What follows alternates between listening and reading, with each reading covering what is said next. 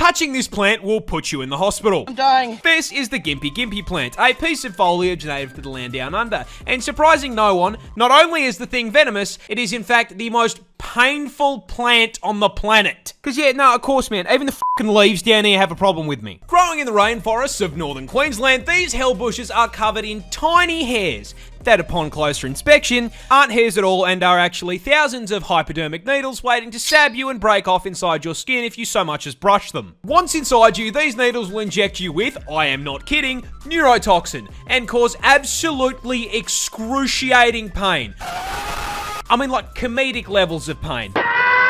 With one person describing it as being covered in hot acid and electrocuted, and another woman saying that it was straight up more painful than childbirth and she'd given birth 4 times. And the fucked up part is, the neurotoxin isn't even lethal. So this spiteful of a plant is hurting you purely for the love of the game. Mind you, there are reports of people saying getting stung by this thing is actually worse than being put in the ground. This is because Groot's little hellspawn cousin here can continue hurting you for literal years after being stung. This is because those thousands of little hypodermic needles are actually made out of silicon, meaning your body can't break them down. And with how thin they are, your skin will usually close up over the top of them, meaning that these neurotoxin emitting slivers can sit inside your skin for literal years, releasing more neurotoxin anytime that they're moved or disturbed. This constant, chronic, agonizing pain is so unbelievably bad that there have even been records of, trying not to get banned here,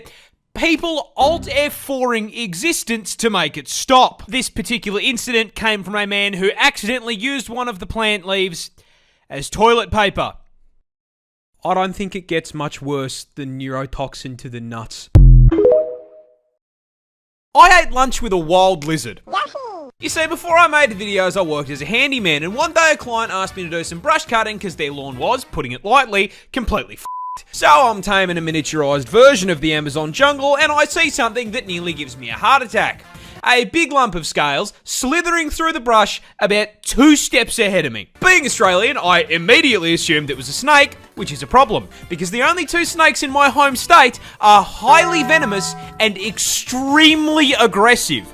So I immediately stopped what I was doing, backed the f*** up, and got ready to call in the snake catcher to relocate the angry hospital noodle.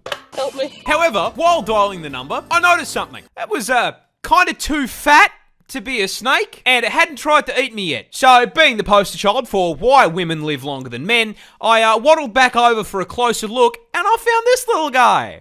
This is a blue-tongue lizard, and they're actually pretty cool. Native to Australia, these bad boys are basically a tubby skink, but as the name suggests, they have a bright blue neon tongue. Now, I couldn't just leave this distinguished gentleman in harm's way, so I yoinked him and began looking for a place to relocate him away from where I was working. However, during the relocation process, this cute little man proceeded to cuddle up to my shirt and fall asleep, and did not particularly appreciate me trying to move him from his resting place. So, considering it was the middle of the day, I just said, fuck it, called a lunch break, and proceeded to sit in the sun eating a chicken sandwich while Godzilla's little cousin took a nap on my shirt. He sat with me for my entire 30-minute lunch break without me holding him. However, unfortunately, I was only halfway through my workday, so after I wrapped up lunch, I had to say goodbye. I very delicately removed my new scaled friend from my shirt and released him back into the wild. Alrighty, big fella. Off you go, back into the bushes. There you go. See you, friend. I think this incident legally qualifies me as the first Australian Disney princess. This bird has to rearrange its organs and skeleton just to lay an egg. This cute little guy is the kiwi bird, a species of ratite native to New Zealand this time, and the absolute poster child for getting cucked by evolution. You see, this walking featherball is actually directly related to the emu, ostrich, and cassowary, being a member of the same family of flightless birds. However, there is a problem. You see, the rest of the kiwi's bloodline actually looked up a build guide before picking their stat spread, and as such made sure to trade the whole flying thing for something useful, with all of his cousins specking into speed, size, and some kind of offensive capability. So that leaves the question, what did the kiwi pick to make up for not flying? Absolutely f***ing nothing.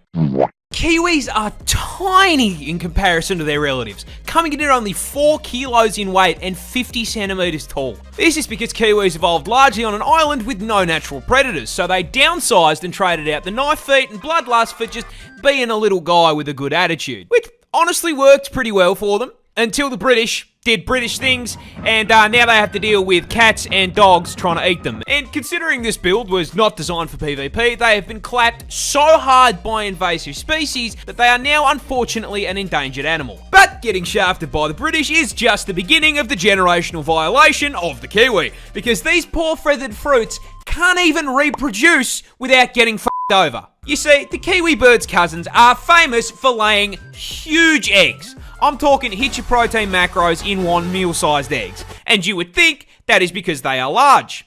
And you would be wrong.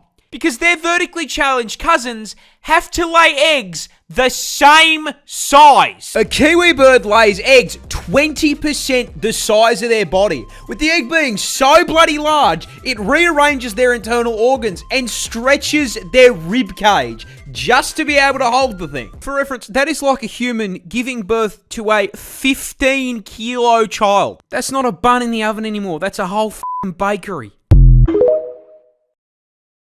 This jellyfish is basically a time bomb.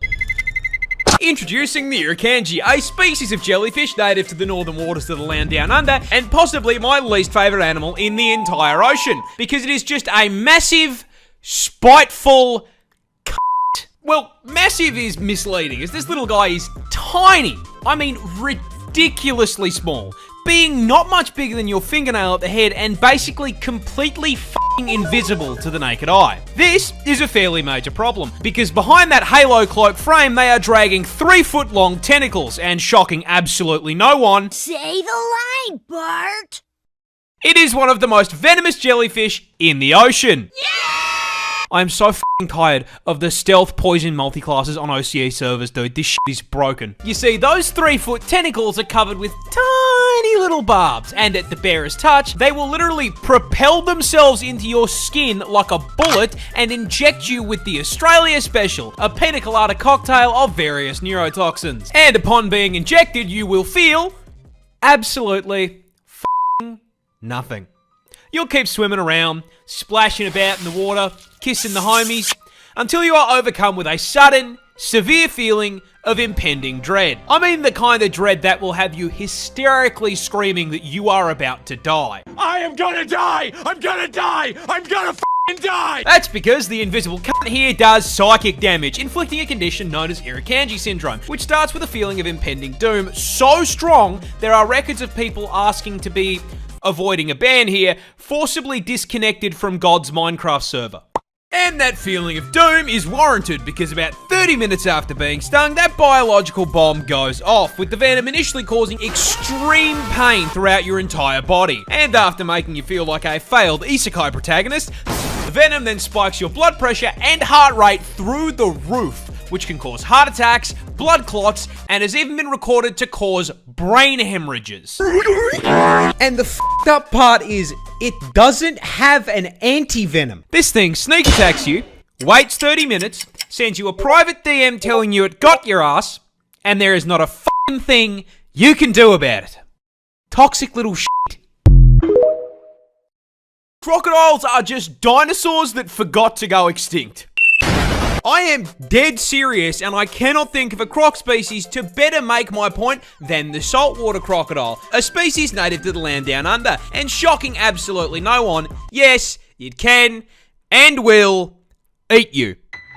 You see, keeping on theme with the whole forgetting to go extinct thing, the Salties stat spread just feels like something that should have been patched out with the rest of Jurassic Park, starting with their ridiculous size. You see, salties are the largest reptile on the planet, coming in at a total of 6 meters long with a maximum weight of 1,100 kilos, which makes this murder lizard genuinely longer than my car. And the f***ed up part is that despite being longer than my ute, they are for some reason absolute masters of stealth. You see, crocs are ambush predators, which is a scientific way of saying they are dirty campers. You You see, they've got two raised eyes that sit on the top of their heads, which means they can submerge their Ford Falcon-sized frame basically entirely under the water without sacrificing the ability to spot whatever they are looking to turn into a Happy Meal. And from your perspective as the Happy Meal, they are really difficult to see, which makes it very easy to walk just a little too close and, get bitten in half by that hydraulic press that they call a mouth. That's why I love Nestle Crunch. That's right, just like any good camper, these scaly arseholes are packing a one-shot in the form of one of the highest bite forces of any animal on the f***ing planet, having been recorded at putting out a maximum of 3,700 psi of force through their jaws. To put that into context, your skull will crack at 1,100 psi, so a croc would pop your head like a watermelon. And if you don't immediately get folded by the first bite, those jaws will latch onto you as the croc begins a death roll, spitting its ton of body weight like a washing machine until whatever part of you it has decided to eat snaps off and is added to its protein goals. But the best thing about the crocodile is their build is so f***ing good. They have genuinely been around with very little evolutionary change for 65 million years. Which means I grew up watching Steve Irwin wrestle dinosaurs for fun. Rest in peace, you absolute f***ing legend. Scientists just de-extincted a 12,000-year-old dog. Well, kinda. You see, a bioengineering company called Colossal has dedicated itself to doing what every single Jurassic Park film has told us is a bad idea. Bringing back extinct species. And recently, they made a breakthrough. They have managed to bring back the 12,000-year-old direwolf. You know those big-ass puppies from Game of Thrones that the Starks had? Yeah, those were actually a real-ass animal, alive during the late Ice Age. And the best way I can describe them to you is, basically a wolf on steroids. Yeah, buddy! These things were bigger, faster, and stronger, estimated to have the highest bite force out of any canine. And in a move that I'm sure has no implications, they have managed to bring these bad boys back to life. These two little guys are now 6 months old and have been living on a private plot of land with 24/7 veterinary care. However, they've only just been shown off to the public, with the company going so far as to get a photo op with George R.R. Martin holding one of these adorable little killing machines, showing that man will literally interact with an extinct species before he finishes that last f***ing book. There is, however, one small problem. This isn't technically a direwolf. You see, by merit of them being extinct, short of specking into necromancy, you can't exactly bring them back. Which is where this guy comes in. You see, the grey wolf shares 99.5% of its genetic code with the direwolf. So, using CRISPR gene editing, they basically toss the grey wolf back into the spore creature creator, then using the code found in direwolf fossils as a build guide, juiced the out of it, boosting the size slider and putting some extra points into strength, as well as adjusting its head shape and teeth. All in all, they made a total of 20 edits to 14 genes, producing the closest thing we can get to a direwolf short of time travel. Which is cool as f***. I give it 5 years before a man-made horror beyond comprehension breaks out of that f***ing lab and we are all playing Resident Evil.